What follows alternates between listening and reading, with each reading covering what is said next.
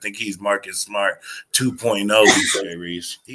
Man, got me out here sneezing because I was real allergic to the play of Julius Randle last year, man, and he needs to step it up.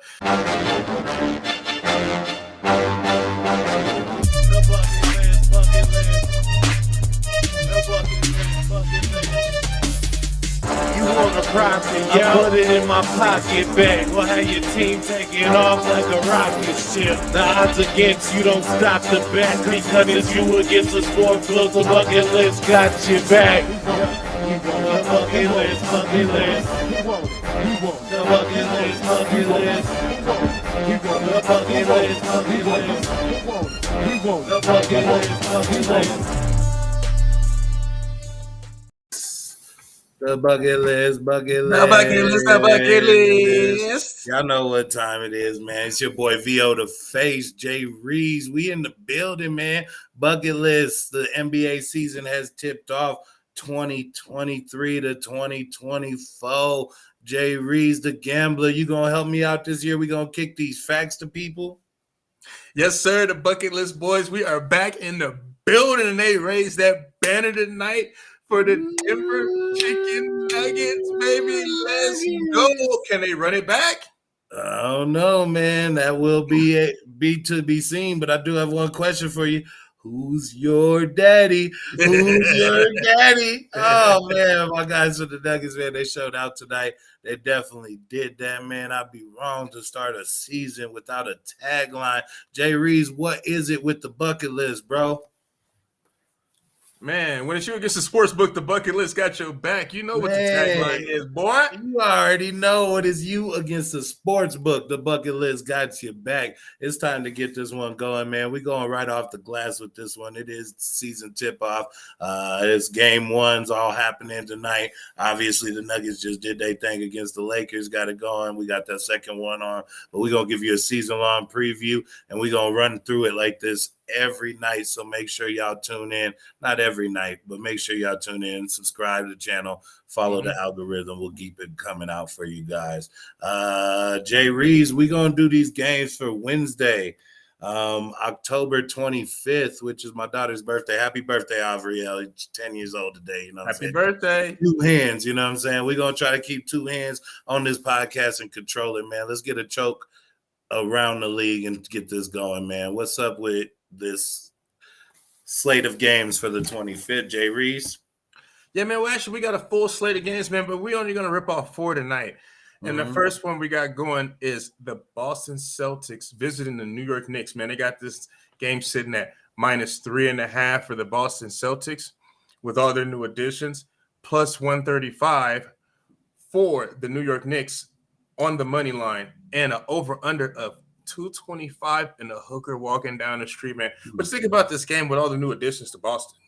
I think this new additions to Boston are going to help push them a long way in the playoffs. I will not tell you quite who we picked yet for the finals, but I want you to know I do think Boston will go long and deep. Pause. Ayo, you know what I'm saying? I do think Boston going to go long and deep. The new additions of Porzingis and obviously Drew Holiday. My boy Jay Rue's a problem, and we'll like to see what he's going to do back there. I think he's Marcus Smart 2.0 because he's not going to do what Marcus Smart do. He's going to go dumb, you know what I'm saying? And he's a much more efficient scorer, and I do think what he brings to the table on the defensive side is, equal to what the presence that we had with Marcus Smart, also with the rim protection of Porzingis. I think they'll be much improved. I think the Knicks kind of didn't do anything to get better this offseason. So that was my outlook on the Celtics. But my outlook on this game is I see the Celtics going 1-0. They will take down the Knicks. They'll cover the line at -3 or -3.5. I see them winning by, a dozen. It should be light work on the opening night. So it'll be kind of crazy. What do you think, Jay Reese? Man, it got me out here sneezing because I was real allergic to the play of Julius Randle last year, man, and he needs to step it up, especially in this spot, get the momentum rolling right out the gates. I am not rolling with the Knicks here. I think that they get blitzed by the Boston Celtics, man, so I'm taking that -3.5, maybe alt spread it even, give them -6.5, man. Go ahead and double up. Moving on to the next game, man. Moving on to the next game, we have the Cleveland Cavaliers versus the Brooklyn Nets, man. And they got this game sitting at a pick 'em, but actually these numbers have been fluctuating throughout the day, throughout the week. But I got it at minus 116 for the Cleveland Cavaliers and minus 102 for the Brooklyn Nets. And we also got this sitting at an over-under of 220 flat. Here's the thing. I'm going to go ahead and jump into this game. The boy Donovan Mitchell, he kind of showed his ass a little bit last year, and he just looked like the consistent player, a dude who scores a whole bunch of points but never takes his team anywhere. When the lights really cut on, man, he can't get over the hump, man. I don't know. Donovan Mitchell, he's good for scoring a whole bunch of points. He's not really good as far as the team member goes, man. So with that being said, the boy Mikal Bridges came and put in work along with Cam Johnson. They had some nice pieces over there. They just look like just a mentally tough team. And I think they may get the ball rolling in this one, man. I'm taking the Brooklyn Nets in this spot, man, minus 102.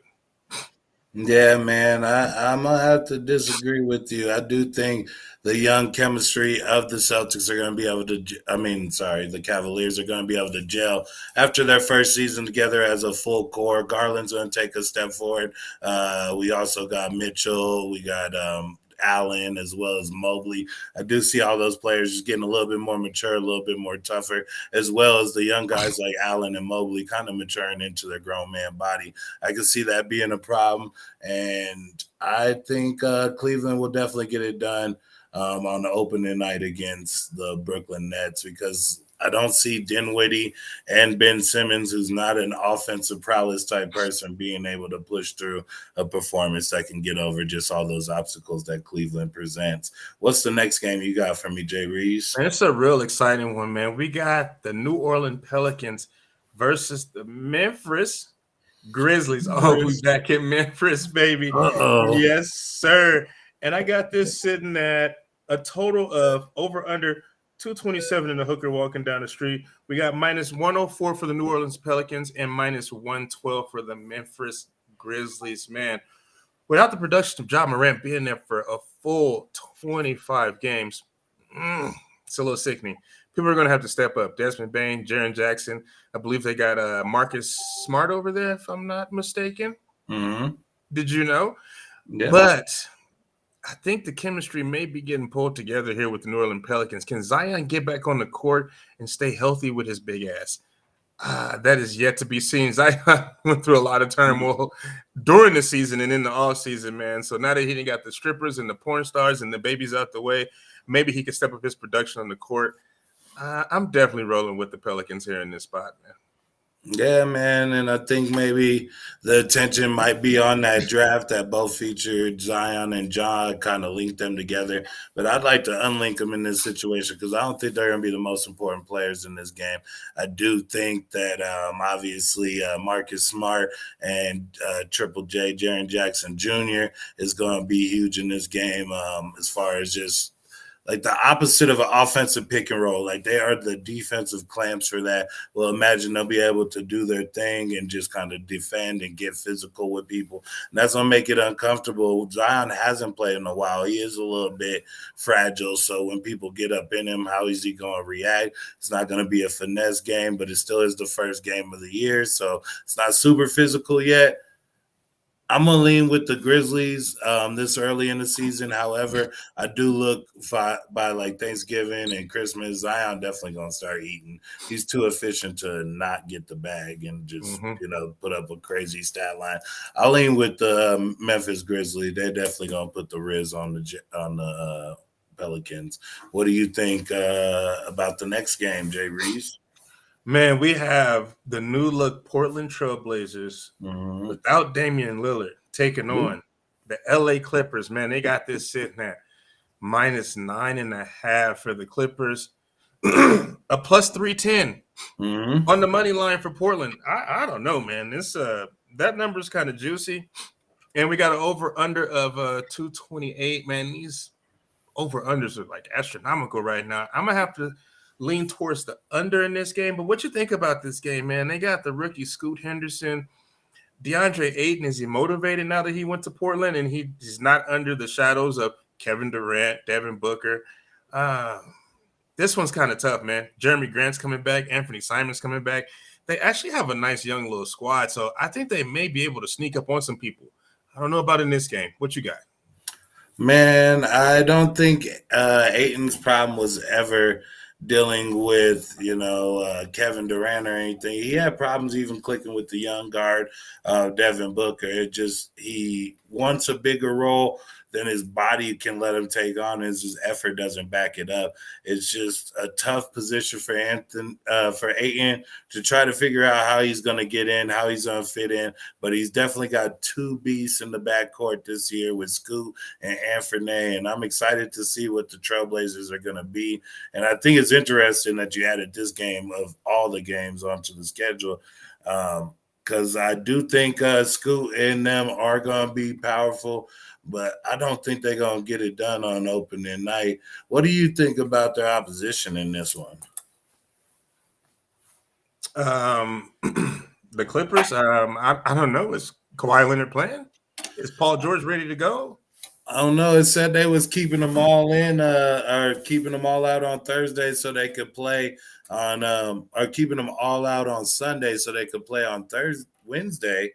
I don't know what day it is, but neither do they. I don't care if the day ends in a Y. You always should be concerned if you're going to get effort out of Kawhi and Paul George, and even in attendance. So when they're doing roll call, I do know who's going to show up. It's going to be Westbrook. He's going to be there to put up a crazy stat line, and I want to see what Westbrook is able to get done. I do think the Clippers, even with their assortment of talent, and Ty Lue, who's probably one of the better coaches in the league, they're able to get it done against just a young coaching staff with Chauncey and a young roster led by Ayton, who hasn't showed any late leadership skills. So I'll go with the Clippers in this one. Yeah, last game of the night, man. I'm definitely taking Portland in this spot, man. Portland, I'm gonna take them with the points, man. Portland plus 9.5. Let's go. All right, man. Well, that's just us running the line on these 4 games. Be with us for more content like this. Make sure if you like it, you subscribe to the channel. Hit the subscribe button. Hit the bell button so you get the notification. And watch out for all our shorts and reels we'll be posting on all our social media platforms. This is the Bucket List. When it's you against the sports book, the Bucket List got your back. Let's go.